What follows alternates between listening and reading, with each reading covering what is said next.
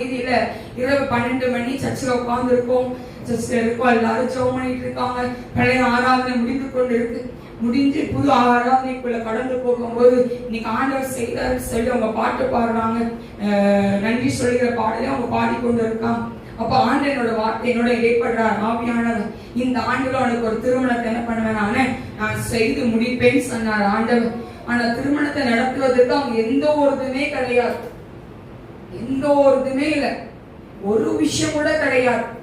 நம்ம சொல்லலாம் மேபி நடக்கிற சான்ஸ் இருக்கு அப்படின்னு சொல்லலாம், ஆனா ஒரு இதுமே இல்லை.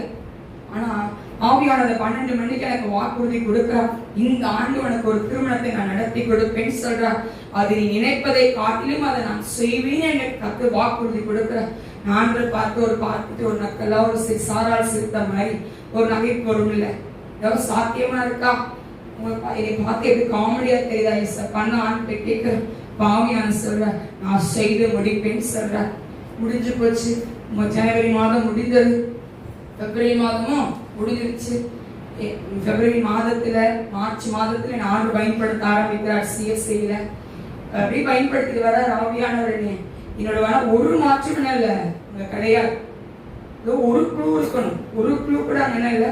என்னோட சரீரத்துல ஒரு க்ளூ கிடையாது, என்னோட சர்வ பலவீனங்கள் இருக்கிறது எந்த ஒரு க்ளூவுமே இல்லை. ஆனா மே 1ஆம் தேதியில டோட்டலா கர்த்தர் மாத்தினா.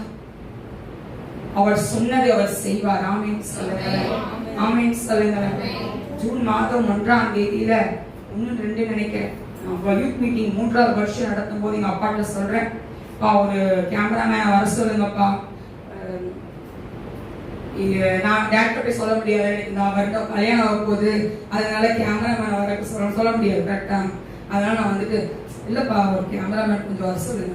இல்லம்மா உங்க செல்லுல நீங்க எடுத்துக்கோங்க அப்படின்னா, அப்படிப்பட்ட செல்லுல இதெல்லாம் கிடையாது, கேமராமேன் வர சொன்னா நல்லா இருக்கும் அப்படின்னு சொல்லி நான் பெருசாக போயிட்டேன்.